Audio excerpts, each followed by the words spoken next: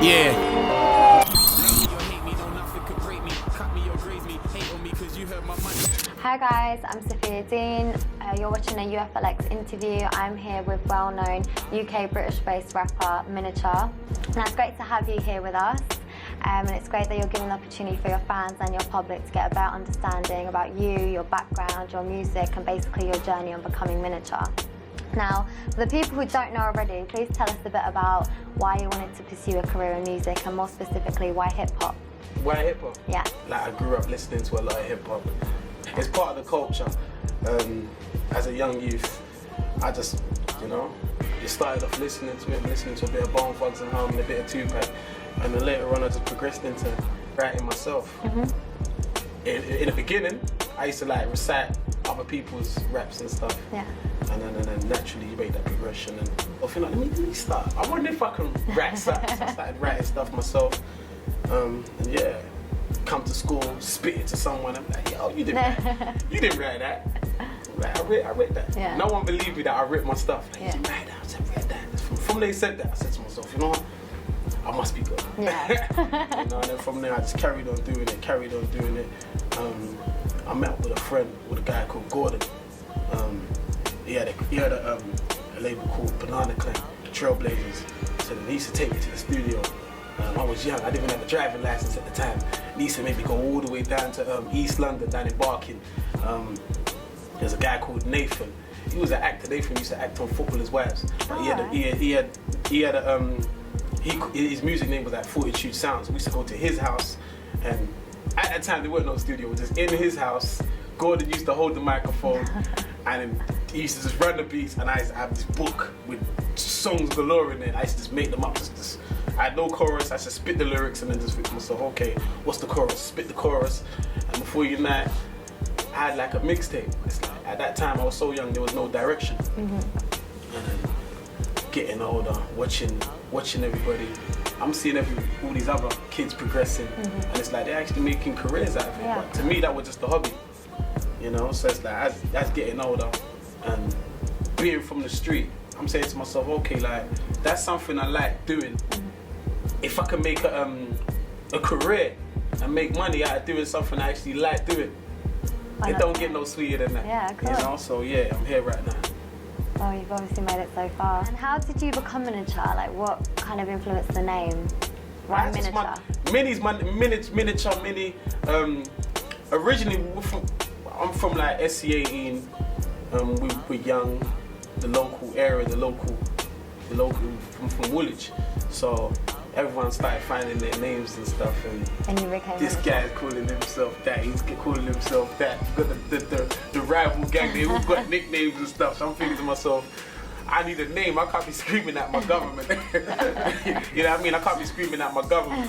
So I said to myself, okay, I need to find myself a name. So I was like, you got short man, you got little man, there's all these names, guys from over here. I said to myself, I know I'm short, I need to find something. So I said, aha, Mynature. There's no one called Mynature. That was fresh. I was the first Mynature, so I called myself Mynature. And then, yeah, that's my name, and it just followed me, Now, you mentioned your upbringing, so you have had a troubled past, as you stated in some of your songs. Yeah. Would you say that's like influenced your music? Yeah, of course. It's something to talk about. Yeah. It's something to talk about. As we live our life, we go from place to place, and we still, You put me in China, I'll be talking about China. That's it, I'll be talking about China, rapping about China. So that's it, wherever I go, I'm stealing from, and the environment I was in is the hood. Yeah. So it's like, things are gonna happen. And as those things happen along my journey, it's like it's storing in my memory bank. So now when I'm writing, it comes out, and it comes out. Yeah. Well, there's a lot of like aspiring rappers that look up to you for inspiration. Yeah. What advice would you give to them if you could? Advice? Basically, just never become disheartened or listen to what other people say. And another thing to an up-and-coming rapper is like, don't feel you have to be a certain type of rapper to feel relevant or have certain credentials to feel relevant as an MC, because everybody's different. We can't all be the hard guy, we can't all be the money guy, we can't all be the sweet boy, So it's like, just have faith in who you are as a person, believe in your story. If it's true, believe in your story and just run with it, man. That's what makes us individuals. Yeah, of course. You know, and that's it. Artists such as Tiny Temper lived within your area as you grew up. Have you ever considered collaborating with someone like Tiny? Tiny would collaborate. No? Tiny's gone now. He's too far. If you had the opportunity. Unless something happens major in my career right now, there's no point. Yeah. For what?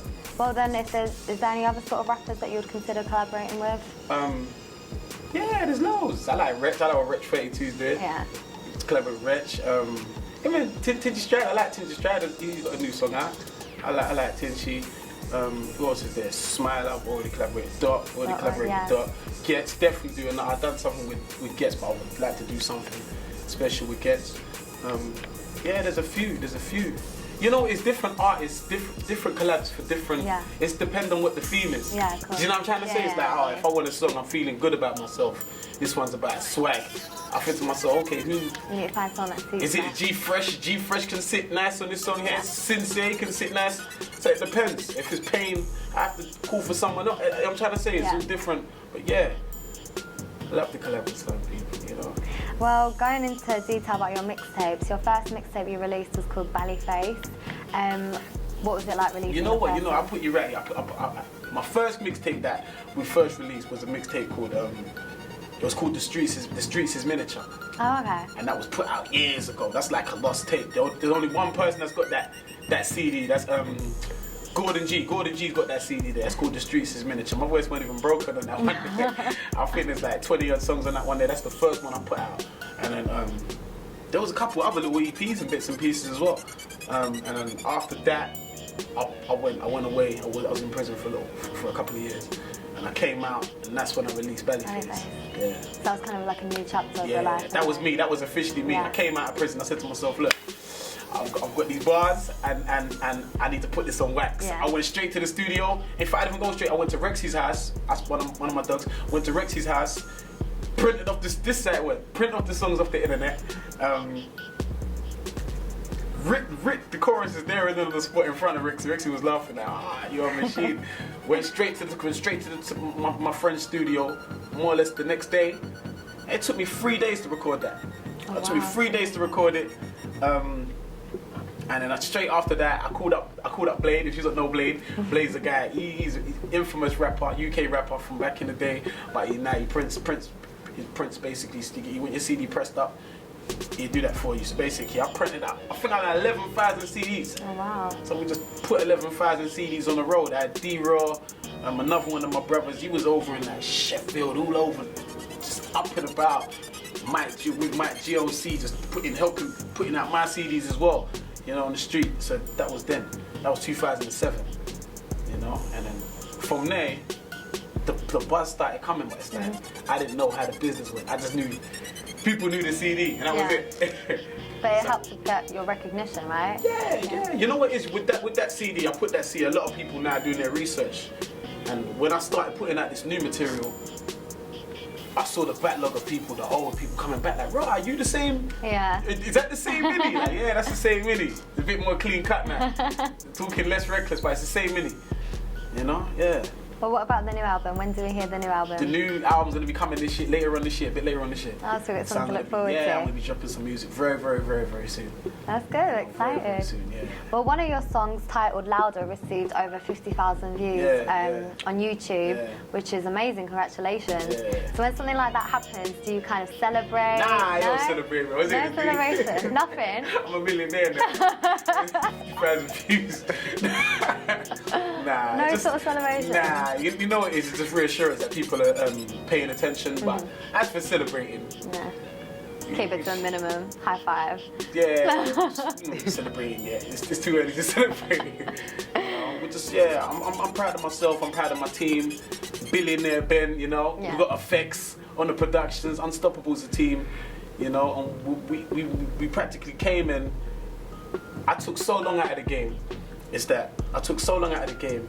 So when I finally came back to the game, it was like a blank canvas, because the people that saw me putting out stuff was like they're seeing me for the first time now, you know. So I think as a team we've come, and we ain't really done no collaborations with anybody. We've not really sat on any of these big websites like SBTV. We didn't really sit on the Grime Dailies.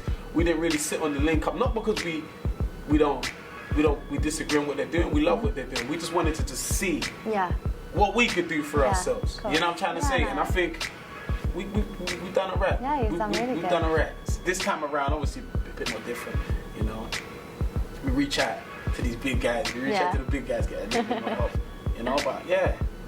Well, you've done many freestyles, which I have to say is really, really good. Some featured on your website and most on YouTube, one of which was actually Niggas in Paris. Yeah. What would you say are like the ingredients of making a really good freestyle? It's just got to be exciting. It's got to be exciting. And it's got to be, to me, it's got to bring something a little bit more different to the table from the original song. It's like your version of the song. Yeah, more personal. Do you know what I'm trying to say? It's like your version of the song rather than trying to copy what was already there. Yeah. A lot of artists say, here's something, they think, okay, I'll do this exact same flow that Jay-Z was doing. And then they call it their remix. But it's not, you're just copying. Yeah. You know, so with me, when I hear these, that Niggas in Paris freestyle, I put another mix, that's part of a mixtape. Oh, okay. So there's a mixtape called The Beginning. And then I think there's like 15 songs on that mixtape there. And they're all covers of all those famous songs and stuff. But it's like, when you listen back to them, you respect the songs as mini songs rather than just cover. Rather than just cover. Like, I did Bellyface. Yeah. The Bellyface CD that I put out, every song on that CD is a cover because I'm covering other people's songs. But people, I think I covered them so well, people actually forgot what songs I was covering. It's only the real hip hop heads that says, "Bro, I swear, that's that beat. Ain't that beat?" But the other people, they didn't really clock on to what beat I was rapping to because they just like the song. You know, and I think that's what makes a good freestyle. Yeah, definitely. When you can jump on something and make it your own. Make it your own. Yeah. Well, you recorded a mixtape called The Re-Up, but how come you never released that? The Re-Up? How do you know about The Re-Up? Yeah, we've done our little research into it. You know what it is? You know, the Re-Up just part of, it's going to be part of my promo campaign, and it's like, basically, I'm not ready to release it yet. No, you're going to keep it hidden. I'm not ready to release it yet. I want to release it. That's great material. Yeah. You know, there's a lot of pain and a lot of heartfelt music on that material there, on that CD. You know, it's just that when I feel the time's right, I'll put it out. You know, but I don't want to get sidetracked with starting other projects and then people think, this is the problem. Because I'm trying to put out the album. Yeah. You know, so I'm going to be jumping and then putting out a whole bunch of music. Yeah. You know, in a minute. I might even release them. I might release this Re-Up quickly before the album. Yeah. You know? Surprise one. Yeah, but you know, I've got another CD that I might put. I've got another one called Minnie the Kid, which was a CD from way back. Where I got a lot of CDs, man, that never came out. A lot, whether it be because of I got another CD with me and Dot done. Shouts out to Dot Rotten, that's my brother from another mother. Anyway, me and Dot Rotten done a CD, but the reason why that one didn't get done because he got signed, and I said to myself, this guy's busy, and then I'm gonna kill this guy with my heavy workload. This guy's got his own project to sort out. So I just do what you gotta do, man. You're busy, man. You're a busy man. So then he sort of left the area, and that project sort of like got put to the side. But that's even that project got some serious songs on there. The other one, the Minnie the Kid, I was doing that down in Map Studios down in Kentish Town, and Map Studios got closed down. So when they got closed down, I never had nowhere to finish off recording it. So that's the reason why that one got put aside. But I've still got all the songs, you know. But yeah, a lot of material. To it. A lot of material. Well, in terms of your lyrics, what would you say kind of influences your lyrics? What influences your music? What influences it? Yeah. What makes you think, like, when you're writing a lyric, what kind of comes to mind? Is it just all based on experiences, or are you just caught up in a moment and you just write away? I look at it like this, yeah. Me as an MC, I'm here to entertain. So it's like when you're delivering your lyrics, when you're saying your lyrics, it's like there's loads of different purposes.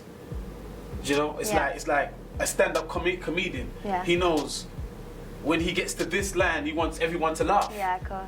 Do you know what I'm trying to say? And it's the same thing as a hip hop artist. When I get to this punchline, I want this guy's face to twist up and he fall out of his chair because he got it. You know what I'm trying to say? I want him to get what I'm saying.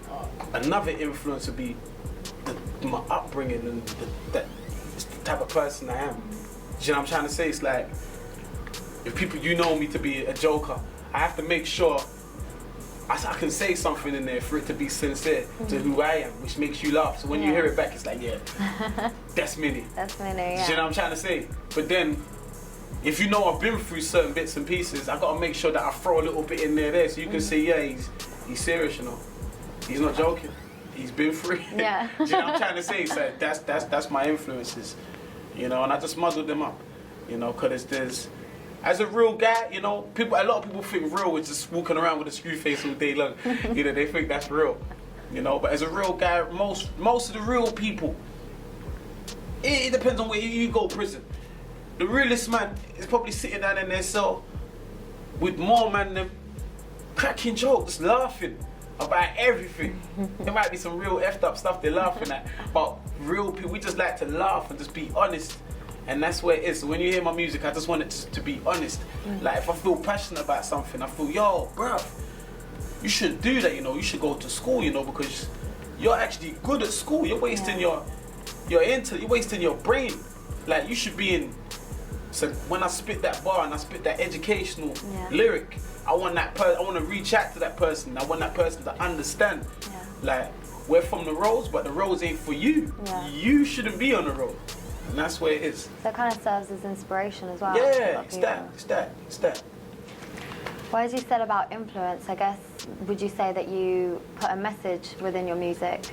Yeah. A certain message or a variety? A variety of messages. A variety. It's like, me, I'm a realistic person.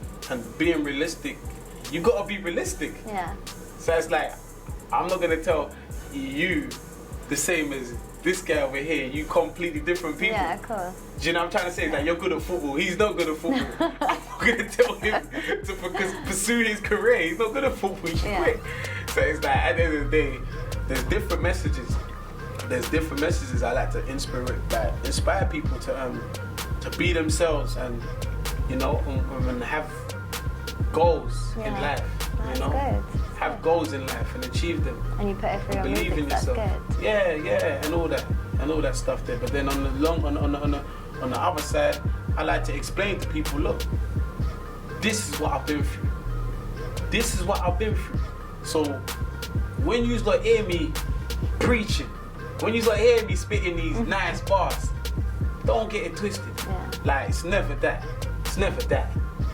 Minnie never went to no private school. Yeah. You know what I'm trying to say? Minnie never went to no private school.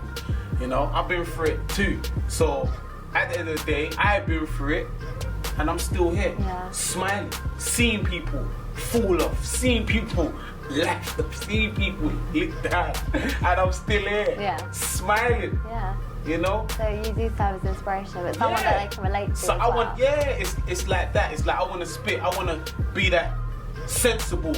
I want to be that rapper, that older brother with common sense rapper. That's got a little bit, that's been through it, but has common sense. Not the guy that's jumping up and down saying, yeah, you should just, we shoot people. Nah, not that kind of guy. I want to be that guy that says, listen, you don't got to think. That's good. If you're gonna do that, you gotta think properly, and that's it, man. On a lighter note, you recently introduced a mini miniature to the world. Congratulations. Okay. Beautiful little girl. Okay. Do you think that this will stop you kind of releasing music regularly? Because it's quite hard to balance a family with releasing music. No? Nah, it's not. It's not. She loves it. When I'm writing music, she's there jumping up and down. You know what I mean? She's shouting. Daddy supporter. Singing her old songs. She's singing. Yeah, she loves it. Has she ever listened to any of your music? Yeah, she listens to it. I got a finger bit now because I swear a lot to myself. I just said the F word again. And now she's learned how to She's catching so on. I don't want her to start swearing. It's my fault. So I've got to stop listening, stop spitting lyrics around her and stop making her listen to it. I might have to have an edited version so she can listen to the album. You know? Yeah, it's beautiful, man. You gotta have it. What has that done for you, having a child? What done for me? Yeah. It's just another reason to live. You know, it's another reason.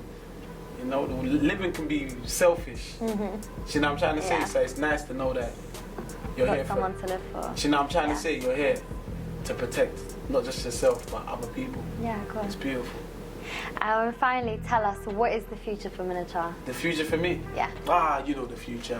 Success, multi-billionaire. I don't know. hopefully this rap goes where I want it to go. And yeah, I just, you know, hopefully this rap goes where I want it to go. And I sell a lot of units. I sell a lot of merchandise. I invent something because I see Dre invent. Something must come to me. I must invent something. I must roll out of my bed with a thought. So hopefully I don't know, maybe I can think of something and just think of something that we could sell and make a load of money and have a good time, you know, and then help out people that are struggling. That's good. You know, give them a little sense of direction, a little bit of faith. That's good. You know, ain't nothing sweeter than seeing someone that come from what you come from. Yeah. Make it through. It just makes you think, yeah. If he can, I can do it. Yeah. You know what I mean?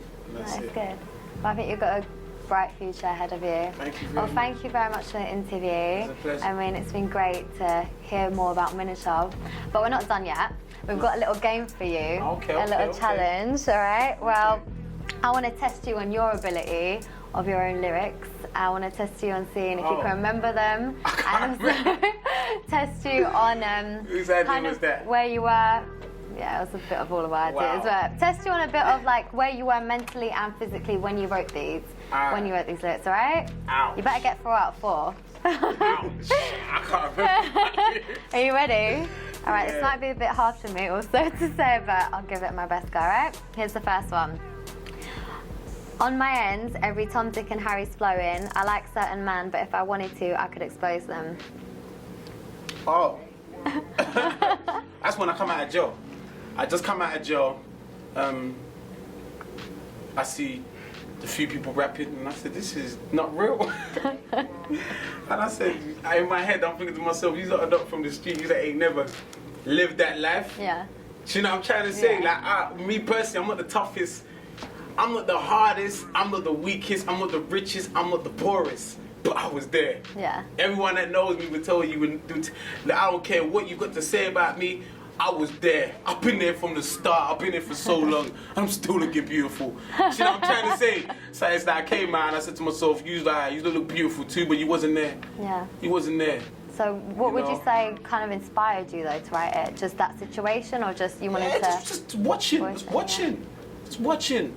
just watching and saying, okay, you're making moves. You can make moves, but it's like, just think of me when you're making these moves. You know what I'm trying to say? Because I'm the real Don. You know, it doesn't seem... You hear that? He's the real Don. Nah, when it comes to that, I'm not going to lie. When it comes to that SC18, SC28, like, I'm not going to lie, man. Like, there's a lot of real Dons out there, but musically, like, doing this music thing, I believe I'm the real Don. I'm the real Don. What if you're the real Don? I've been there. I'm not the hardest, like I said before, I'm not the hardest, I'm not the weakest, but I'm the real Don. Yeah. I've been there. What if you're the real Don? I think you can mention like where the lyrics came from and from what mixtape. Surely a real Don could answer that, right? No? Wait, I got it. I'm a face on the ends, face off the ends. Got so many when I check it, I ain't got no friends. It's me on my J song. Riding or dying, clear when it comes to war, then right, I got my eye. There we go, Bally face tape. Yeah, face of the ends. You were looking at it. I just finished off the lyric and this myself there. All right, that's good. All right, second one. Slick Cuts is my barber shop. A lively, we should open up another one. Slick Cuts in the barbs, like we should open up another one. Like we should open up another one. I know that bar, you know. Like we should open up another one. That's another belly face one. Begins with F. I can't remember. No? That's a freestyle. You've done that too many. Frustration. Oh, frustration. Yeah. What would you say made you want to start up your own business and why specifically a barbershop? Oh, you know what happened? As a kid, why a barbershop? Yeah. As a kid, my aunt used to cut my hair, my brother's hair, all of our hair, and she used to F it up so badly. My aunt used to F. It's like it was, I think it was experimenting, and they used to mess our hair up so badly. I said to myself, I think I was in year 6, and I was about to go into year 7. And I said to myself, I'm about to go to secondary school now. these kind of haircuts can't go on. So I think when I got into year 7 in secondary school, I just said to myself, I'm gonna go to my auntie's house, let them cut the sides off, and then when they cut the sides off, when I get home, I'm gonna try and do something to it. So I never forgot, I went home, they cut the side, that bowl cut, and it just wasn't faded. And I went home and I got the scissors out, and I got the comb, and I put it next to it, and I started cutting it. And I started fading with scissors. And I realized I started fading it, but it's like I could fade it, because it's scissors, and then she cut his skin. I could never get that line out. So I said to myself, I need to get the clippers out. So one day I said to myself, let me get these clippers, and I practiced with the clippers, and I started cutting it down, and then one day, I think someone took me to the barber shop. It was Q's over in Lethbridge. I went down to Q's and I was watching, when this guy was cutting her hair, I was watching him, properly watching him. So what this guy's doing. I'm a kind of guy, if I see someone do something, I can do it. Watching him, I knew in my head, I ain't never gonna come back. I ain't gonna get the opportunity to come back to the shop again. So I had to figure it out. So through that haircut there, I went home and I copied what he was doing. And then from there, I knew I was doing. Yeah. I knew I was doing. And I used to bring my clippers to school. I used to cut people's hair in school. Even when I was too young, I was too old to even go to the clubs. My older dons, like Sherman, Daniel Muller, Red, they used to ring me like, yo, Minnie, come. They knew I couldn't get in the ring, but they knew I had my clippers. They wanted to cut their hair. They can get in. I never had no beard. They weren't even old enough as well, but they look big, so they could get in. So I couldn't get in. I looked 10 years old. So I used to cut their hair and then go home. And then from there I said to myself, I got to cut hair. One of my boys, Deen, he hooked me up with the barber shop, started cutting hair there. We moved on to another shop, started cutting hair there. And before you know it was me and my brother Lively, and we was owning shops and stuff. That's cool. You know? Yeah. And it was beautiful. Do you miss it? I go there on the regular to check him. He's like, Minnie, you should come back, you know. So I'm like, yeah, but I'm so busy writing, I don't get you're cutting hair all day. I gotta be busy, I gotta be writing. Do they feature your songs in the shop? Do they feature my songs? Yeah, play them songs. Yeah. They do, but there's kids in the shop, there's a lot of swearing in the songs, so they can't really, That's still good though. Alright, so you got 2 out of 4 so far. Alright, next one. The government to me is like devils with horns. I can't even remember what's going on here. I've got so much songs, I can't remember. No? Alright. I'm seeing watching time flies. That shot there. Trying to be a wise guy. You know? It's open, you know. It's so emotional. Alright, cool. So what are your views on the government, seeing as you incorporated that? They're liars. They're cold. They don't care about us little ones, do they? They don't care about the little man. They don't care about the poor man. Yeah. But it's a lyric that maybe a lot of people can But you know, relate to. I don't think they understand the little man, because they've never been the little man. Yeah. So if you've never been something, how can you relate? How can you relate? Is that why you feel like this lyric you can help people relate to, people that do understand that situation? Yeah, but you know what it is, like the same way, I never go too crazy, because the same way they don't understand us, or the same way they don't understand us, the same way we don't understand them. It's, see what I'm trying to say? It's the same thing. They don't understand us. It's like, I don't know they don't understand the struggle we're going through. Yeah. But I'll never understand them. Yeah. No. I don't know. Well, the last one. For every single time I'm on the radio and a presenter asks me what UK rapper I feel, I scratch my head and say nobody. Oh, Spinner. There we go. Yeah, that was a quick response there. What do you mean by this? Because I was at a place where I was in a very competitive, space, and it's like, it felt like I was being tested by a lot of people, like being tested. My patience I was running out of patience. I was thinking, do these people not understand what I'm saying or something? Like, I'm better than most of these people. It's part of that arrogance, the ego. You know, with hip hop, because everyone thinks they're the best. The ego, the arrogance came out of me, and it's like, I started getting so frustrated that I started walking into these interviews with these egos. And like, even if you ask me right now, like, do you want to collaborate with anyone? Nah. I'm not feeling no. But it's like, it's ignorance. Yeah. It's ignorance. But it's what happens. It's just what happens. If you push a man and the man's oppressed, the hood might come out. Yeah. Do you know what I'm trying to say? And it's like, okay, this is the industry. You can't be violent. There's no reason to be violent. Yeah. So I might just say, well, I'm better than all of you. And he's whack. Yeah. You know? Yeah. Will you say that ignorance is gone? A little bit still there, or is it gone? Or will it always be there? I mean... You know, it's just a person. It's just the, you know what I'm trying to say? It's just a person. It's like, this guy here, he could be the nicest guy in the world to you. And you think, oh, he's so sweet. And you say all the good stuff about him. And then before you know it, you hear that he's been talking about you behind your back. And then they stick the camera back on you again. What did you say about him? Oh, I take back everything I said about him. I hate him. Yeah. And that's what happens. Cool. The real you comes out. Yeah. And that's it. Alright, well, altogether you managed to get 4 out of 4. It's pretty good. You sure I got 4 out of 4? Well, I'll say you got 4 out of 4. Secretly, so it's nice. like 2 out of 4. But you know, gotta give you credit for your lyrics. I'm always writing. I don't even know. I sometimes I'm on the stage and I think to myself, oh my Lord. I look at Ben, I think to myself, Ben's my manager, I think to myself, only if you know Ben, this next line that's coming up, I ain't got a clue what it is. And I'm hoping, I'm praying, this guy feels it in, because he's my hat man on stage sometimes. If he feels it in, then I'll remember what comes after that. Yeah. My memory is so bad. It's so bad. But it's a good thing, in a way, that you don't remember. Because I'm always thinking, Yeah. always thinking about what's next. Yeah. Thinking. It's like, by the time it comes to remember, I can't remember nothing.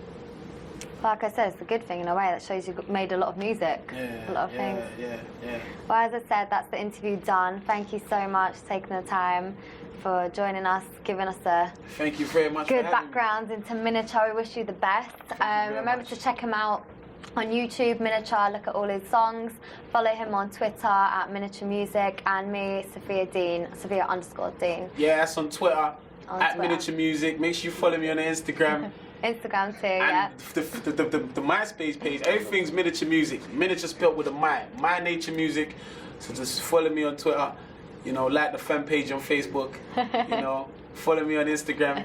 He's selling himself here, and be part of the movement. You know how we do. Unstoppable Day, Billionaire Ben. Yeah.